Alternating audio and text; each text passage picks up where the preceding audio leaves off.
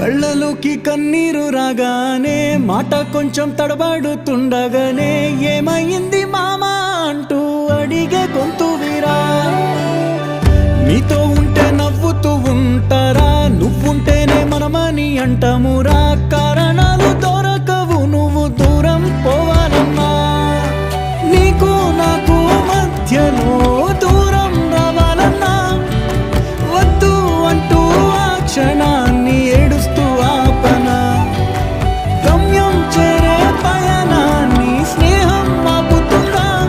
నీ మంచే కోరి పొమ్మనేంత ప్రేమే మాకు లేదా. అల్లుకున్న తీగతో కలుసుకున్న కులం, స్నేహమన్న మాటలో ముచ్చటైన ముకురం.